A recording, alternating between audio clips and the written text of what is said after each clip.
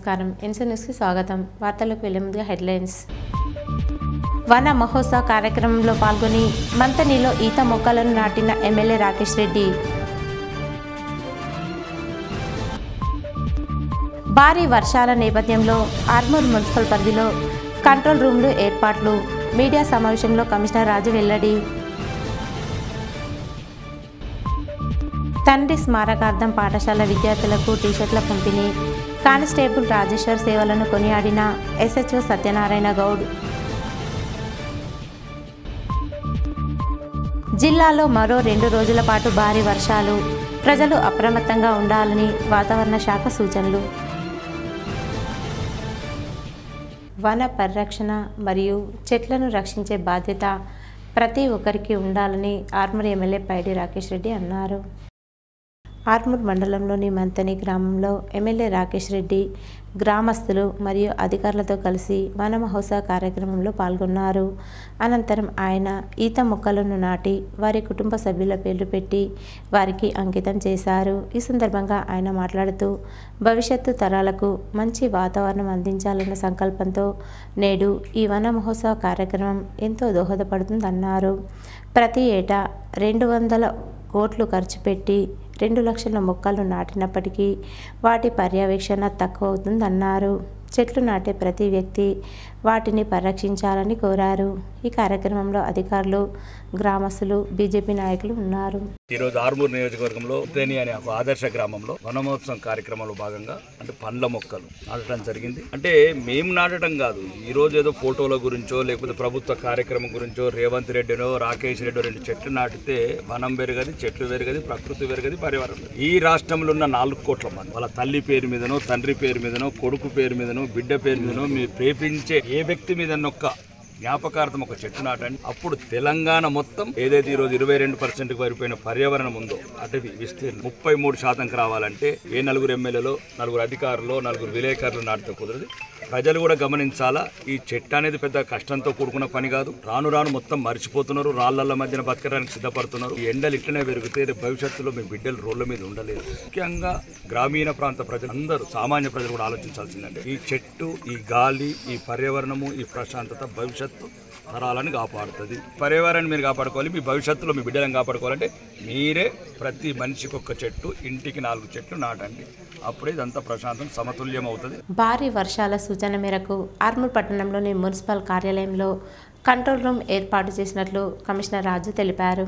ఈ సందర్భంగా municipal commissioner రాజు మాట్లాడుతూ భారీ వర్షాల నేపథ్యంలో ప్రజలు అప్రమత్తంగా ఉండాలని, శిథిలావస్థకు చేరిన ఇళ్లలో ప్రజలు ఉండవద్దని, ఎటువంటి ఇబ్బందులు కలిగినా కంట్రోల్ రూమ్లో సంప్రదించాలని, కంట్రోల్ రూమ్లో ఎల్లప్పుడూ అధికారులు అందుబాటులో ఉంటారని అన్నారు. ఈ కంట్రోల్ రూమ్ లో 3 షిఫ్ట్ల వారీగా ఉద్యోగులను నియమించాము. ప్రతి ఒక్క షిఫ్ట్ కి 8 గంటల పాటు చొప్పున 3 షిఫ్ట్లను మేము విభజించి ఉద్యోగుల్ని నియమించడం అనేది జరిగింది. ఎవరైనా పట్టణంలో ఈ వర్షాల నేపథ్యంలో ఏదైనా లోతట్టు ప్రాంతాలు జలమయమైన పరిస్థితి ఉంటే, ఏదైనా ఇళ్లలోకి నీళ్ళు వచ్చే పరిస్థితి ఉంటే మా కంట్రోల్ రూమ్ ను సంప్రదించగలరు. అత్యవసరమైన ఏ కంప్లైంట్ వచ్చినా మా దృష్టికి మీరు తీసుకొని వస్తే మేము ఇమీడియట్ గా దానికి పరిష్కారాన్ని చూపిస్తాము. సిబ్బందిని పంపి ఆ సమస్యను పరిష్కరించే విధంగా మేము చర్యలు తీసుకుంటాము. మనకు పారిశుద్ధ్య సమస్య ఉన్నా, లేదా ఎలక్ట్రిసిటీ సమస్య ఉన్నా, డ్రింకింగ్ వాటర్ సమస్య ఉన్నా, ఏదైనా పాత ఇళ్ళు కూలిపోయి ప్రమాదకర పరిస్థితుల్లో ఉన్నా, ఇలాంటి ఏ సమస్యలు ఉన్నా సరే మీరు కంట్రోల్ రూమ్ దృష్టికి తీసుకురావాలని చెప్పేసి నేను కోరుకుంటున్నాను. ఈ సేవల్ని అత్యవసరం ఉన్న వాళ్ళు ఉపయోగించుకోవాలని చెప్పేసి నేను భారీ వర్షాల రూపంలో ఎలాంటి అవసరమో మున్సిపాలిటీ నుంచి కావాలన్నా మీరందరూ కూడా కంట్రోల్ రూమ్ సంప్రదించవలసిందిగా కోరుతున్నాను. Thank you. తండ్రి పేరుపై సేవలు చేయడం ఆదర్శనీయమని ఆర్మూర్ ఎస్హెచ్ఓ సత్యనారాయణ గౌడ్ అన్నారు. ఆర్మూర్ మండలంలోని చేపూర్ గ్రామంలో తండ్రి మినుగు లక్ష్మణ వర్ధంతి సందర్భంగా హెడ్ కానిస్టేబుల్ రాజేశ్వర్ ప్రభుత్వ పాఠశాల విద్యార్థులకు టీషర్ట్లను వితరణ చేశారు. ఈ కార్యక్రమానికి ఆర్మూర్ ఎస్హెచ్ఓ సత్యనారాయణ గౌడ్ ముఖ్య అతిథిగా హాజరై విద్యార్థులకు టీషర్ట్లు పంపిణీ చేశారు. అనంతరం ఆయన మాట్లాడుతూ చిన్ననాటి నుండే కష్టపడుతూ కొడుకులను చదివించి ఉన్నత స్థానాల్లో స్థిరపడేలా కృషి చేసిన మినుగు లక్ష్మణ కృషి ఎంతో అభినందనీయమని అన్నారు.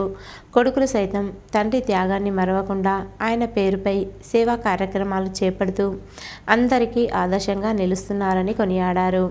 ఈ కార్యక్రమంలో పాఠశాల ప్రధానోపాధ్యాయురాలు చేతన కుమారి, ఉపాధ్యాయులు, విద్యార్థులు, మాజీ సర్పంచ్ సాయన్న, సమాజ సేవకుడు లింగాగౌడ్, మాజీ ఎంపీటీసీ గంగాధర్, వీడీసీ అధ్యక్షుడు శ్రీకాంత్, గ్రామస్తులు తదితరులున్నారు. ఉమ్మడి కుటుంబ వ్యవస్థ గ్రామీణ ప్రాంతంలో కూడా వెళ్ళిపోయింది. న్యూక్లియర్ ఫ్యామిలీ వచ్చి భార్య, భర్త, ఇద్దరు కొడుకులు, చిన్న కుటుంబం ఉండడం వల్ల తల్లిదండ్రుల విలువలు ఎవరు పెద్దవాళ్ళు లేక ఇంట్లో చెప్పడం జరగట్లేదు. అంతా ఫోన్ టెక్నాలజీ. మీరు ఒకటి మన ఈ అంకాపూర్ దగ్గర లస్మన్ అనే ఆశ్రమం ఉంటుంది. అక్కడ పోయి వృద్ధ తల్లిదండ్రులు, ముసలి వాళ్ళు ఉంటారు. పిల్లలు తల్లిదండ్రులకు కనెక్షన్ లేదు. అసలు మనం ఎవరైనా ఇక్కడ కూర్చున్న ప్రతి ఒక్కరూ మనం ఈ స్థాయిలో ఉన్నామంటే తల్లిదండ్రుల గొప్పతనం.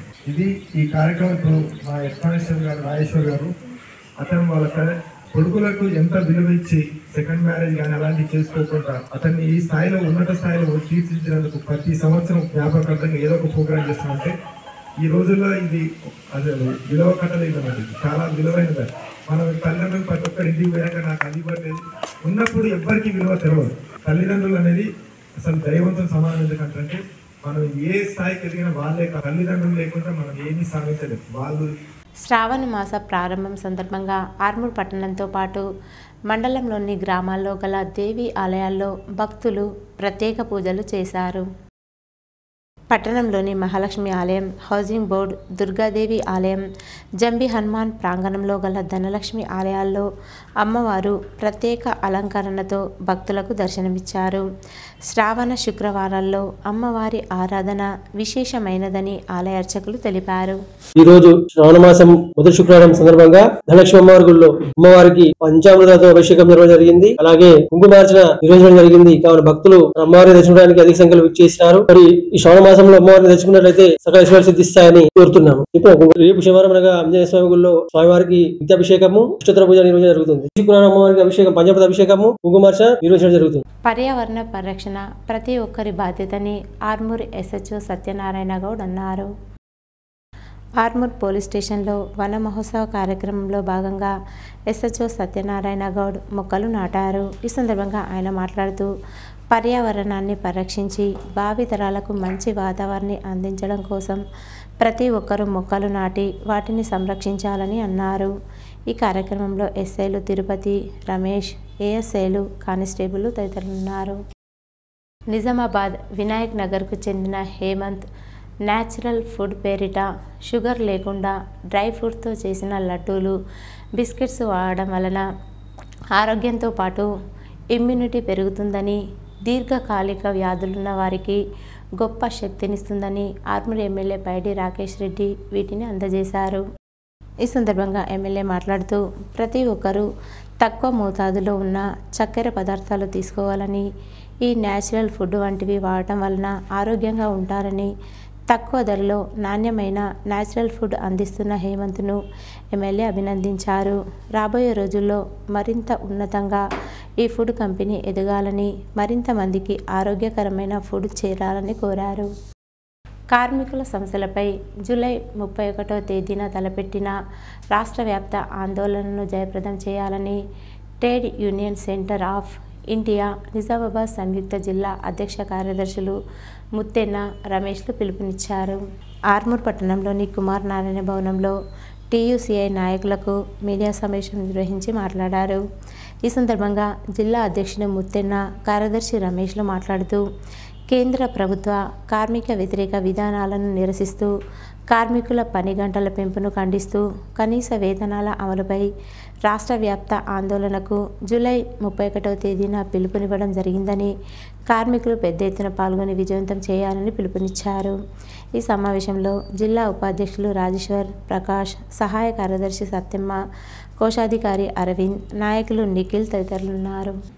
కనీస వేతనాలు కనీసం 26,000 రూపాయలు ఉండాలని చెప్పేసిటువంటి అనేక అంశాల మీద అనేక తీర్పులు వచ్చినప్పటికీ ఇవాళ మనల్ని పరిపాలిస్తున్నటువంటి నరేంద్ర మోడీ ప్రభుత్వం, బీజేపీ ప్రభుత్వం వాటిని అమలు చేయకపోవడం చాలా విచారకరం. వాటికి వ్యతిరేకంగా వాళ్ళు వ్యవహరిస్తున్న తీరుకు వ్యతిరేకంగా మన టీయూసీఐ ఆధ్వర్యంలో ఈ 31వ తారీఖు నాడు ఆందోళన కార్యక్రమం చేయాలని చెప్పేసి టీయూసీఐ రాష్ట్ర కమిటీ పిలుపునిచ్చింది. కాబట్టి అందులో భాగంగా టీయూసీఐ ఆధ్వర్యంలో ఆర్మూర్ జంబి హనుమాన్ నుండి లేబర్ ఆఫీస్ వరకు ర్యాలీ, లేబర్ ఆఫీస్ దగ్గర ఈ విషయాలన్నిటి మీద లేబర్ అధికారితో చర్చలు జరుపుతామని చెప్పి. ఇందిరమ్మ ఇంటి నిర్మాణం చేసుకుంటున్న లబ్ధిదారులకు మొదటి విడత 1,00,000 రూపాయలు లబ్ధిదారుల ఖాతాలో ప్రభుత్వం జమ చేసిందని కిసాన్ నగర్ గ్రామ శాఖ అధ్యక్షులు గంగాధర్ అన్నారు. బాల్కొండ మండలంలోని కిసాన్ నగర్ గ్రామంలో రాష్ట్ర ముఖ్యమంత్రి రేవంత్ రెడ్డి చిత్రపటానికి కాంగ్రెస్ నాయకులు మరియు ఇందిరమ్మ ఇంటి లబ్ధిదారులు పాలాభిషేకం చేశారు. ఈ సందర్భంగా వారు మాట్లాడుతూ ఇందిరమ్మ ఇంటి నిర్మాణం చేసుకుంటున్న ప్రతి లబ్ధిదారుడికి 15% ఇంటి పని పూర్తి చేసుకున్న లబ్ధిదారుల ఖాతాలో 1,00,000 రూపాయలు ప్రభుత్వం జమ చేసిందన్నారు. ప్రభుత్వం ఇచ్చిన మాట నెరవేరుస్తుందని పేర్కొన్నారు. ఈ కార్యక్రమంలో కాంగ్రెస్ నాయకులు కుమార్, రాజలింగం, చాట్ల నరేష్, హనుమంతు, నగేష్, పురుషోత్తం, నరేందర్, లక్ష్మీనారాయణ తదితరులున్నారు. నందిపేట మండల కేంద్రంలో ఉచిత టైలరింగ్ శిక్షణ శిబిరాన్ని నాయకులు మాన్పూర్ భూమేష్ ప్రారంభించారు. ఈ సందర్భంగా ఆయన మాట్లాడుతూ మహిళలకు ఉపాధి కల్పించాలన్న సంకల్పంతో ఉచిత టైలరింగ్ శిక్షణ ప్రారంభిస్తున్నామని, ప్రతి ఒక్కరూ ఈ అవకాశాన్ని సద్వినియోగం చేసుకొని స్వయం ఉపాధి పొందాలన్నారు. మహిళలు స్వయం ఉపాధి వల్ల ఎంతో లబ్ధి జరుగుతుందని, గ్రామీణ యువత ఈ అవకాశాన్ని సద్వినియోగం చేసుకుంటూ ముందుకు సాగాలని కోరారు. ఈ కార్యక్రమంలో పలువురు నాయకులు, మహిళలు ఉన్నారు.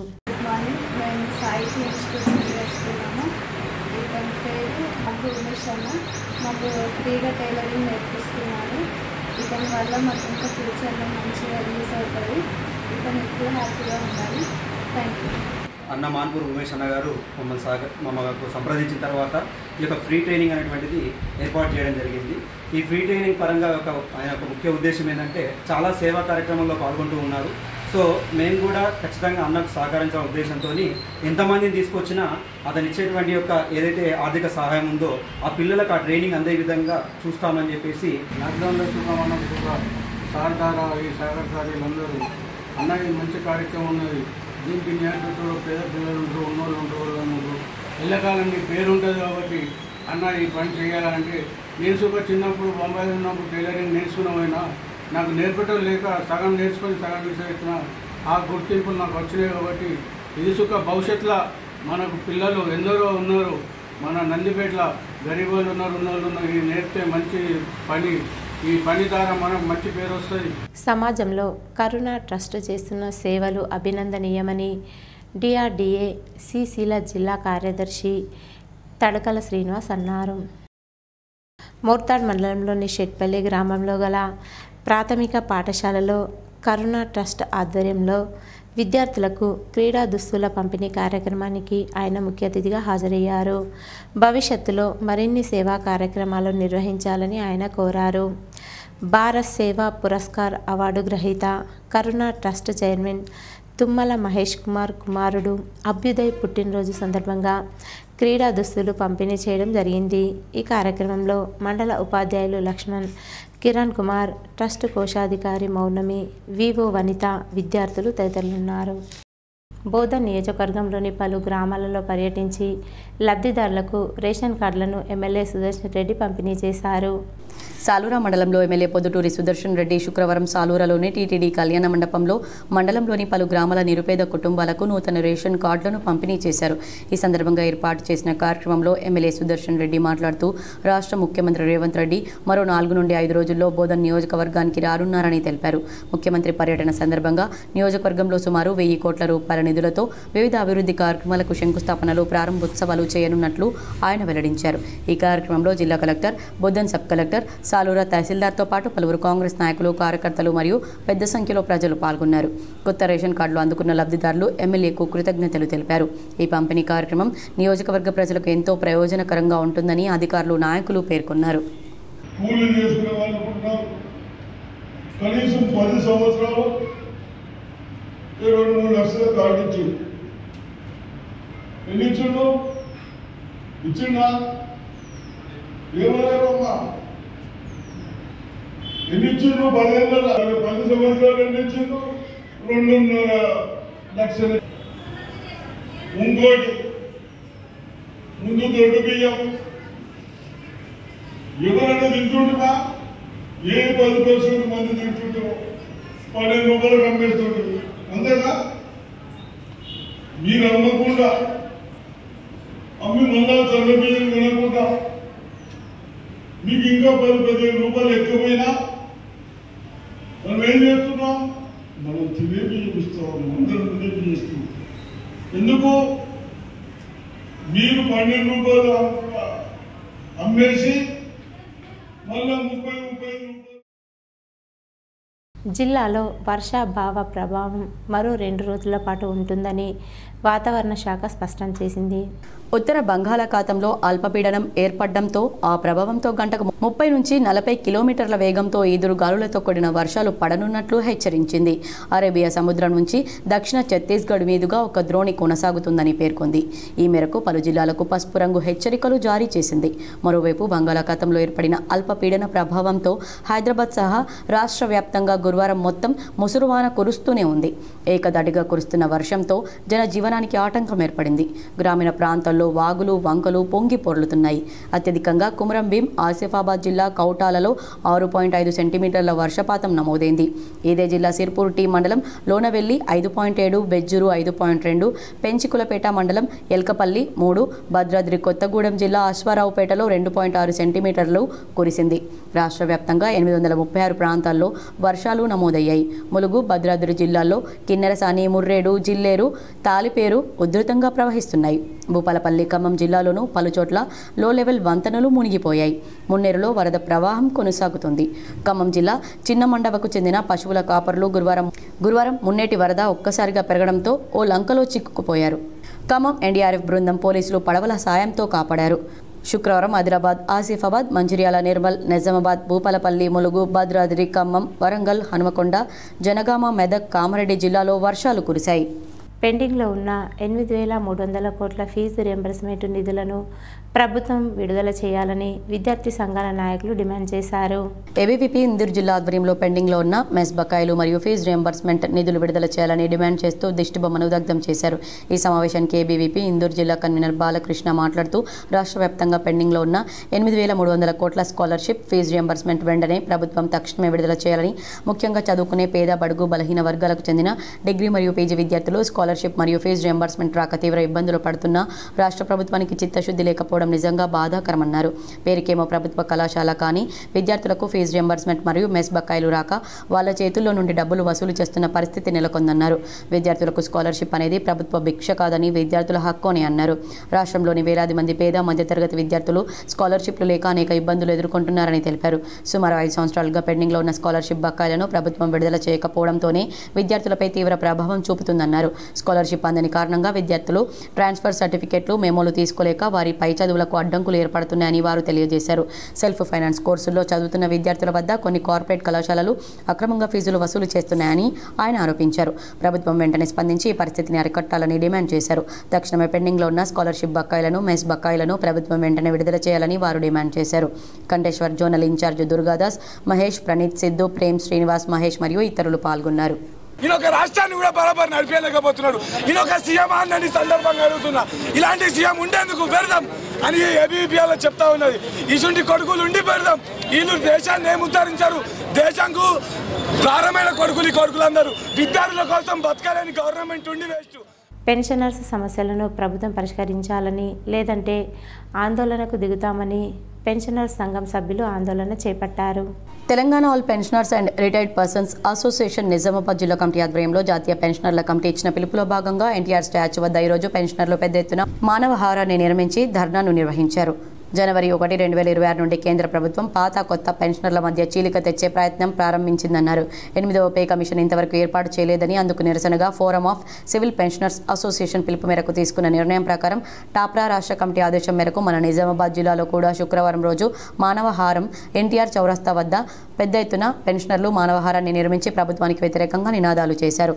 ఈ మానవహారంలో జిల్లా కార్యదర్శి మదన్ మోహన్, నిజామాబాద్ అధ్యక్షులు షిరప హనుమాన్లు, ఫారెస్ట్ రాధాకిషన్, జిల్లా నాయకులు జార్జి పురుషోత్తం, కేంద్ర ప్రభుత్వ పెన్షనర్ల యూనియన్ నాయకులు ప్రతాపరెడ్డి, హుసేన్, జిల్లా నాయకులు పుష్పవల్లి లలిత, మేరీ, ప్రసాద్, వెంకట్రావు, శిల్పలింగయ్య తదితరులు పాల్గొన్నారు.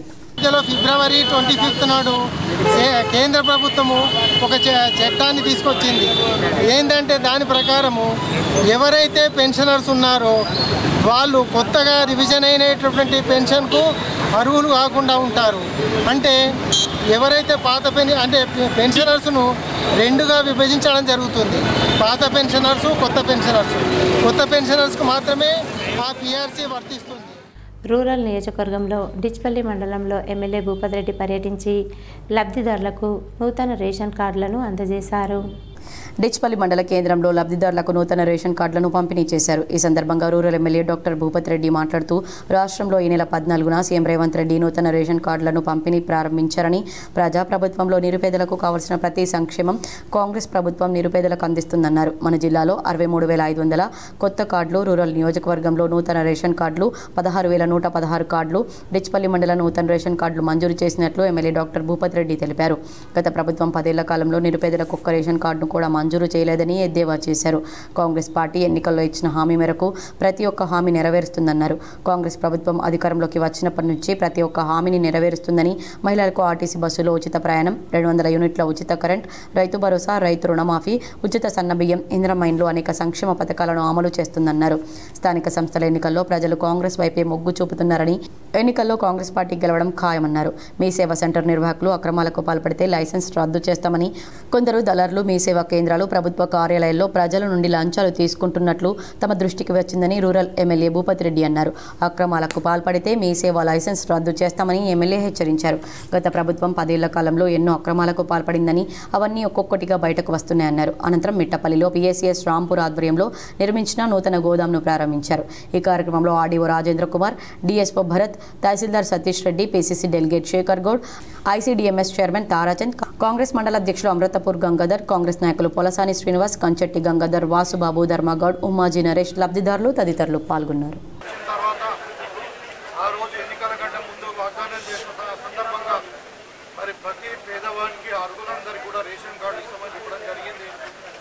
గతంలో 10 సంవత్సరాలు ఏ ఒక్క కొత్తగా రేషన్ కార్డు ఇచ్చినా దాఖలాలు లేవు. ఎవరైనా మరణించినా కానీ వాళ్ళని రిమూవల్ కానీ, మరి ఎవరైనా కొత్తగా జన్మించినా లేకుంటే పెళ్ళై అత్తారింటికి పోయినా కానీ వాళ్ళని అడిషన్ చేసుకునే ఛాన్స్ లేకుంటే, ఇప్పుడు కాంగ్రెస్ పార్టీ మరి కొత్తగా ఇప్పుడు ఈ నెల 14వ తారీఖు నాడు మా ప్రియతమ నాయకుడు ముఖ్యమంత్రి గారి చేతుల మీదుగా రేషన్ కార్డుల డిస్ట్రిబ్యూషన్ కార్యక్రమం ప్రారంభించడం జరిగింది. ఇవాళ నిజామాబాద్ రూరల్ నియోజకవర్గంలో డిచ్పల్లి మండలంలో రేషన్ కార్డుల పంపిణీ జరిగింది. మరి ఈ సందర్భంగా ఒకటి కొత్త రేషన్ కార్డులు లేని వాళ్ళకు కొత్త రేషన్ కార్డు ఇవ్వడము, తర్వాత అడిషన్స్ డిలీషన్స్ కూడా చేయడం జరిగింది. ఇది నేను ముఖ్యంగా ప్రజలకు తెలియజేయాలంటే ఇది నిరంతర ప్రక్రియ, కంటిన్యూగా ఎవరైతే అప్లై చేసుకుంటారో వాళ్ళందరినీ కూడా అర్హులైతే అందరినీ కూడా రేషన్ కార్డు ఇస్తాం. నిజామాబాద్ జిల్లా కేంద్రంలో మినీ జాబ్ మేళా నిర్వహించగా పలువురికి ఉద్యోగ అవకాశాలు లభించాయి. ప్రైవేట్ రంగంలో ఉద్యోగాలు జిల్లా ఉపాధి కల్పన కార్యాలయంలో ప్రైవేట్ జాబ్స్ ఆపర్చునిటీ కోసం కండక్ట్ చేయడం జరుగుతుంది. ఈ ఆఫర్కి 3 కంపెనీలు పార్టిసిపేట్ చేయడం జరుగుతుంది. Paytm, LNR biotech private limited, Bharat finance inclusion company, ఈ 3 కంపెనీలు కూడా జాబ్ ఆఫర్స్ ప్రొవైడ్ చేస్తున్నాయి. ఈ కంపెనీలు కూడా మార్కెటింగ్లో జాబ్ ఆఫర్స్ ఇవ్వడం జరుగుతుంది. దీనికి క్వాలిఫికేషన్ 10th బేస్ పైన ఇంటర్ డిగ్రీ తీసుకోవడం జరుగుతుంది. ఈ జాబ్ ఫేర్కి 3 కంపెనీలు పార్టిసిపేట్ చేయడం జరిగినాయి. దాంట్లో Paytm, Shri LNR biotech private limited, Bharat finance inclusion company, ఈ 3 కంపెనీలు కూడా జాబ్ ఆఫర్స్ ప్రొవైడ్ చేయడం జరుగుతుంది. ఈ 3 కంపెనీలు కూడా మార్కెటింగ్లో జాబ్ ఆఫర్స్ ఇవ్వడం జరుగుతుంది. దీనికి క్వాలిఫికేషన్ వచ్చేసి 10th బేస్ పైన 10th ఇంటర్ డిగ్రీ పైన తీసుకోవడం జరుగుతుంది. గత వారం రోజులుగా వర్షం లేక ఇబ్బందులు పడుతున్న రైతన్నకు 2 రోజులుగా కురుస్తున్న వర్షాలతో ప్రాణం వచ్చినట్టయింది. జిల్లాలో మోస్తరు వర్షం కురిసింది. కొద్ది రోజులుగా వర్షాల కోసం ఎదురు చూస్తున్న రైతాంగానికి బుధ గురువారాల్లో కురిసిన వర్షం ఊరటనిచ్చింది. జిల్లాలో 24 గంటల్లో 37.7 మిల్లీమీటర్ల వర్షం కురిసింది. అత్యధికంగా డొంకేశ్వర్లో 78 మిల్లీమీటర్ల వర్షం కురవగా భీమ్గల్లో 59.1, చందూరులో 58.2, మోస్రాలో 49.4, డిచ్పల్లిలో 48.5, జక్రన్పల్లిలో 48.8 మిల్లీమీటర్ల వర్షం కురిసింది. జిల్లాలోని 33 మండలాల్లో వర్షపాతం నమోదైంది.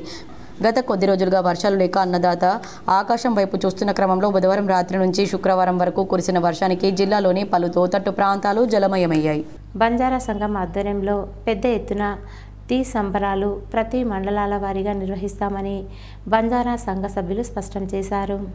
నిజామాబాద్ పాత కలెక్టరేట్ గ్రౌండ్లో బంజారా ఉత్సవ కమిటీ మీడియా సమావేశం నిర్వహించారు.